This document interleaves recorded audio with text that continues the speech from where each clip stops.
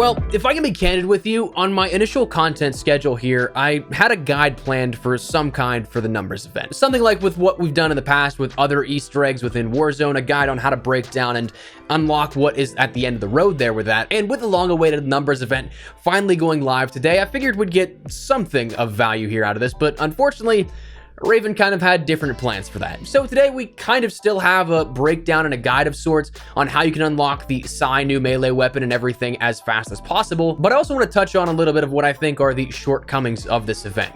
As we go along, let me know your thoughts down below. How are you guys liking the numbers event? Do you think it was worthwhile? Do you think that it was lackluster? Whatever the case may be, feel free to let me know your thoughts down below. But if you enjoyed the video, make sure you drop a like down below. And of course, if you're new to the channel, hit the subscribe button. Whether it be Warzone, Vanguard, or anything else COD related, we'll keep it today with everything you need to know. So if you're interested in joining the community, I'd love to have you. That said, let's jump right into it. So when you boot up Modern Warfare and Warzone or Black Ops Cold War for the first time after updating this, you'll be met with a sort of new main menu event cinematic. And then also, once you enter past that, some information describing the event, and then an entire event page, as we've seen in the past. These include challenges for Warzone and Cold War, and honestly, I think are probably the easiest set that I've seen out of any of our events, at least as of recent memory. Now, if you complete all 9 of either the Cold War or Warzone challenges, you end up getting the melee weapon unlocked as a base weapon. You don't quite get access to any blueprints just yet, but you get that base weapon. Personally, I'd highly recommend doing these challenges in Warzone, as it's quite literally the fastest weapon unlock challenge I think we've ever had in COD history.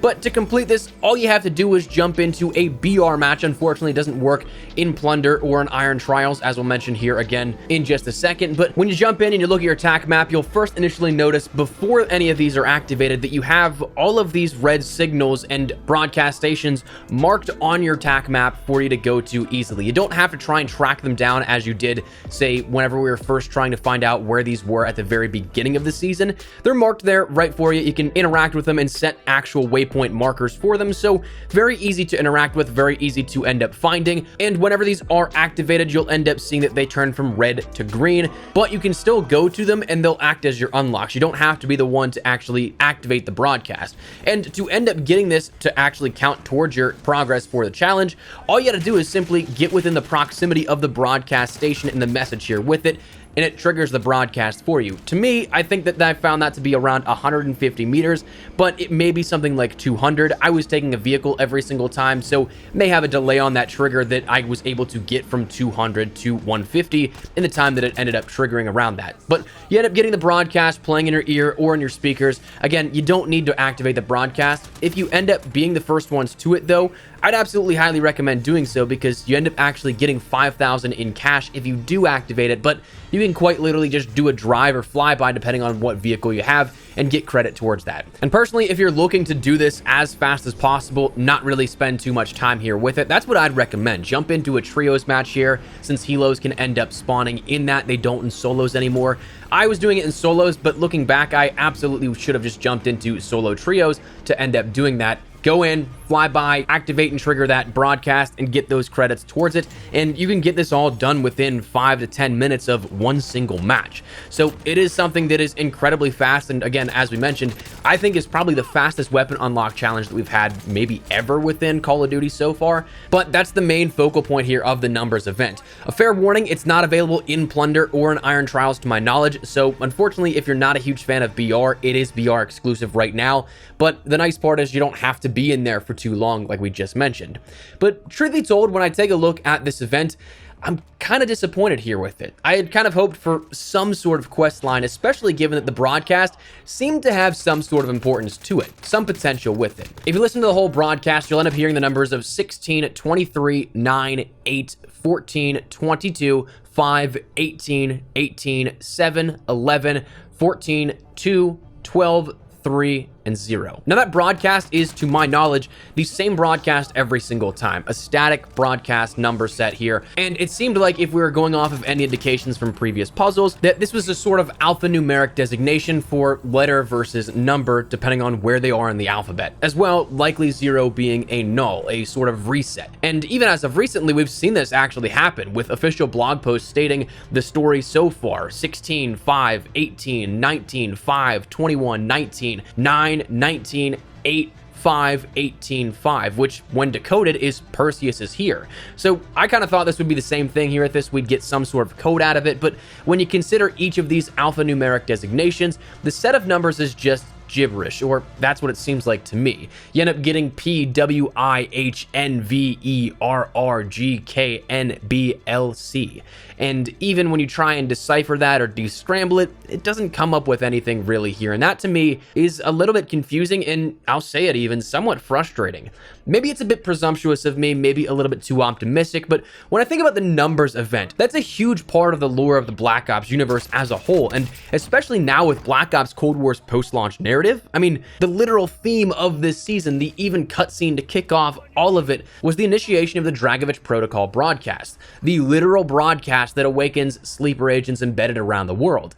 That's a huge piece and pinnacle to the story. From the get-go with Season 5, we had these broadcast towers and new clues that didn't quite amount to anything, if anything at all, but at that time we were kind of just like, it makes sense, it's for the numbers event. But now it just turns out to be for nothing, really. The only optimistic hope that I have here in this particular handling of this is that maybe this has some payoff within Season 6. I mean, right? Like, it has to. I mean, leaked in the game files of Season 5 Reloaded, we learn that Mason is being called in to bring Adler home after being turned, so maybe this is all for that, still building up to an entire event that has some bigger payoff. But I mean, since last month, the new map additions that we've had, it all amounts to 5 minutes of flying in a helo to unlock a base weapon of a weapon that I'll probably never use. So just a bit upsetting to me. But I think what irks me the most is that we just haven't had a true inviting quest line for Warzone since Season 3 Reloaded, which is still, I think, barely one if you ask me, when we had Nakatomi Plaza's Vault Easter egg. That only lasted even for 2 to 3 weeks before they took it offline. And that's kind of generous as counting it in with these others if you ask me, because if we go back even further, the last full-fledged Easter egg quest that we had was a blueprint with Season 1 on Rebirth Island. We haven't had a single blueprint Easter egg quest in all of Verdansk 84, and the last one in Verdansk, that mainline map, we haven't seen one since Season 6 Subway Easter egg to unlock the Firebrand Bruin blueprint almost at this point last year. To me, it's just kind of upsetting that even in a brand new world, if you want to call it that, with tons of secrets like bunkers still hidden around the world, new tunnels and mine shafts that have yet to be opened, a red door system and numbers broadcast system that seemingly is integral to the storyline of it all, nothing's come of it yet. And truthfully, I'm not expecting anything of those things like the bunkers and the mine shaft tunnels just yet, because that was data mined to seemingly be a part of the upcoming To the Pacific event, where that's the crossover to the Warzone Pacific new map.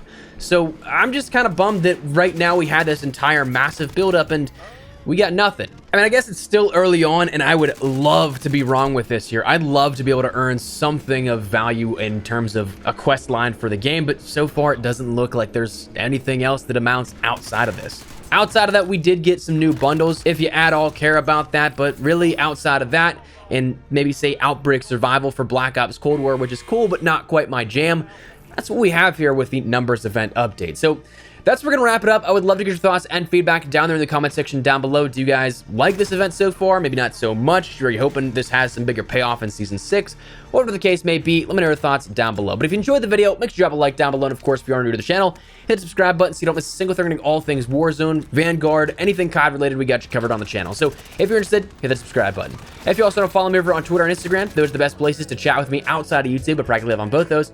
So if you guys want to strike up a conversation, ask me a question, whatever the case may be, that link is down there in the description below. That said, thanks so much for watching. My name is Espresso. I'll see you guys later. Take care and peace.